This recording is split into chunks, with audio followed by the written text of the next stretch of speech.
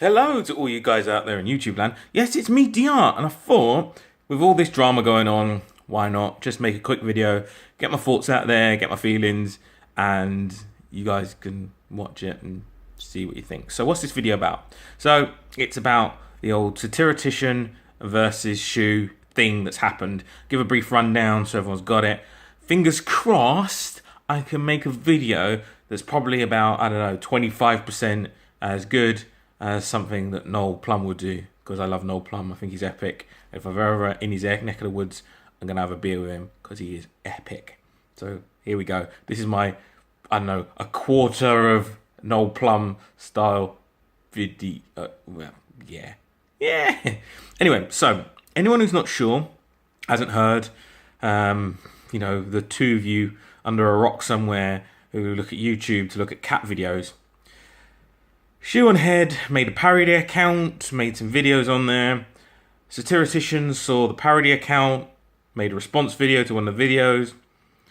Shoe and Head didn't like the response that was made. That's essentially, for me, the crux of it. And if you want to see the video, want to see what was made, you can just, anyway, stick something Satiratician versus Shoe in the search engine and you'll find it. It's not difficult to find, so I'm just going to kind of make a one-stop shop stream of consciousness video. So, in my head, you know, the resulting fallout of all of this is Satiratician is left without being able to post content because someone's flagged his original video. So there's lots of things that happened, lots of things that problems were caused, and obviously YouTube is full of Satiratician versus Shoe and Head videos. And I'm just adding to the mix because why not? It's not as if there's 1,000 people that are going to see this video. It'll probably be 10 of you. And to all of 10 of you, I'm very, very grateful. Thank you for watching this video. Anyway, so I thought about it for about 30 seconds and this is my kind of opinion. So first off, let's get the blame culture out of the way because, you know, YouTube, we love a bit of blame. We love someone to blame. We love to point fingers. So Shoe and Head has turned around and said that her main thing is it was obvious it was a parody channel. Now, when I watched the parody video, I have to say it was only obvious to me because I watch Shoe and Head, I watch Shoe Off Head, I watch Armored Skeptic, I watch Armored Media, so I'm aware of who Shoe and Head is. But at the same point, and this is something that I don't know if anyone, well, people brought up, but I'm going to be specific. When you got people like Milo out there making content, you had people like the National Socialist girl that was on YouTube that made loads of content and eventually I think got her account was banned from YouTube. You got people like that, which had those ideas and those views. Just saying, I believe my account is a parody account isn't sufficient. I don't think, you know, that's... Expect someone to not understand your joke. Expect someone on the internet to review your video and go, you know what? That makes sense to me. That resonates with me.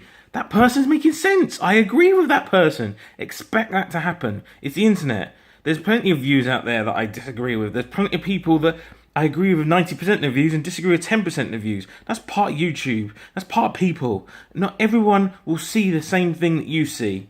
So that's something I kind of have gone, well, you can't use that as an excuse. It's not. But on the flip side, let's just make this very clear. I think Satiratician's response was quite lazy, and I think people put that in there. I think he knows it, and that's why he come out and apologised. But I think it was lazy, and I do agree with most people that his content, in terms of the death threats and not the death threats, but you know, asking someone to commit suicide multiple times, that's pretty lazy in a video. So I would agree with that. That was lazy, and I think that's what most people are saying. So I'm in agreement with most people when it comes to that. But I also think that Shoe's response was quite lazy.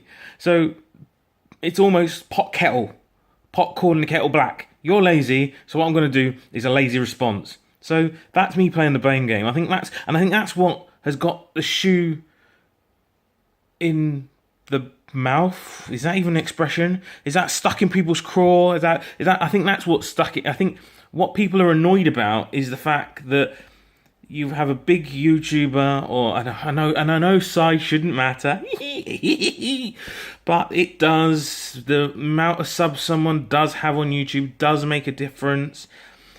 I think when people see a bigger YouTuber going after a smaller YouTuber, they expect the bigger YouTuber to have a little bit of humility, and the smaller YouTuber is allowed to make more mistakes. That's just YouTube. That's the world we live in. The internet world we live in. And those are kind of some of the unwritten rules of YouTube that you it's hard to break. So that's kind of what's happened now. So blame culture outside. I think something that I watched a video by someone, I got to remember her name, so if I say it wrong, then I'm really, really sorry. So I'm just looking here in my list of who made this video. So Peach Bailey, and she made a response video about all of this. And actually, I thought her response video was quite reasoned, because one of the things she talked about and she mentioned was the fact that the YouTube algorithms might be, if you want to say the blame game, might be at fault here. Well, you might say, why would they be at fault? Well, to make it in YouTube, people are now forced to make a lot of content. And I think when you look at someone like the Game Theory's video, who did a video on playing this YouTube game, they've said that, the optimum number of videos to make is one every 2 days. So you make a video on a Monday, your day off, or you create the video on a Tuesday and Wednesday and posting on a Thursday. So you're almost creating that content. So there's only 2 days gap while you're between videos. So in that kind of world, it's built around societies, groups, organizations that can create that kind of content. So you're talking about people who already create content at Sony's, at Disney's, and their various different subsidized studios that can create that kind of content in that format. So when you're a small channel, like, for example, a Satiratician, then if you want YouTube to be your main focus, you want this to be your profession, then you're almost forced to create content on such a regular basis that it leads you to make lazier videos. And I think that's what's happened in this scenario. That's what's happened in this example.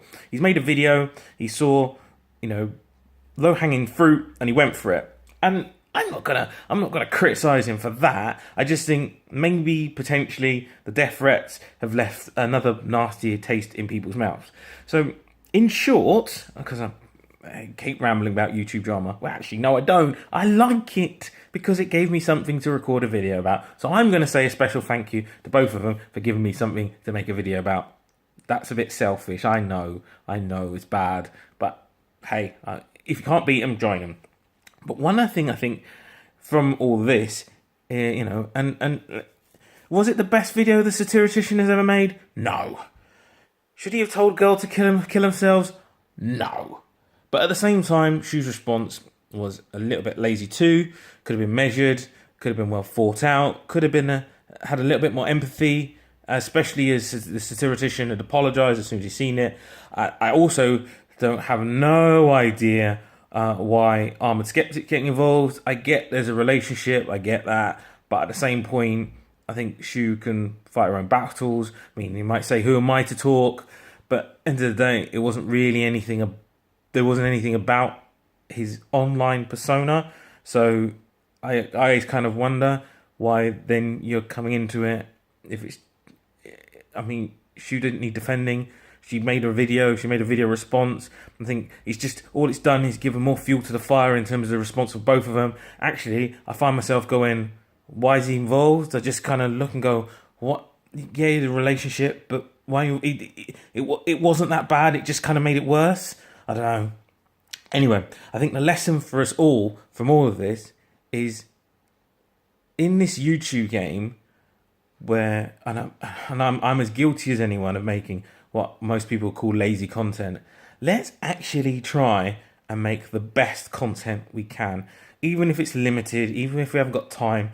And it might be wise not to make that video if you're sitting there struggling for a reason why you should make that video. And I know you might suffer in the algorithms and we might fall way behind all the other content, but to be honest, if it's a choice between falling a little bit behind or making great content, I think for me, I would choose making great content. But at the same point, my livelihood isn't based around YouTube. It's not focused around what happens on this site. And I think for me, I think the lesson is, let's just have a little bit of empathy in what we do, because we're in danger of becoming parodies of what we intended. We're in danger of just becoming, I don't know, response videos which are full of ad hominems. And the thing is, Satiratician is getting a hard. He's copping a flack for a lot of things. Actually, I think I've seen a lot of videos where that type of humour is used. He's not the only one that does that. I know you might accuse me of being Steve Shives, of saying he's not the only one. I'm not giving an example, but I know there's loads of content creators out there that throw ad hominems because it's entertaining. It gets a response. So I think he's copped the flack for something that actually is a bit unfair that to throw it all at him, because he's not the only one to create content like that. And also, the aftermath is that he can't post videos on his channel for the moment. So he's paid a price, I think. So I think that's why people wanted a bit more empathy from any bigger YouTubers in this example. Anyway, I've kind of laboured the point and I've talked about it in a show, but I just think YouTube algorithms are kind of forcing people down this route. And if we're not careful, a lot more YouTubers will end up in this position. But also, we need to be mindful of the content we like as well. As an audience, what are we clicking like on? What are we driving content creators to do? We need to be really mindful about what we like so that we support the content creators that make good content and enable them to keep making good content. That's where things like Patreon come involved. I think we need to be more mindful and support that type of content. Anyway, that was a bit of a stream of consciousness for me. I probably was about a 10% Noel Plum with the video style. And apologies, as I'm in the weirdest of awkwardest of places and I'm holding the camera and thus there's a lot of jiggle on here. So I apologise for that. But fingers crossed, it came all right. Anyway, this is DR saying peace out, have a safe journey wherever you're heading, and keep making great content.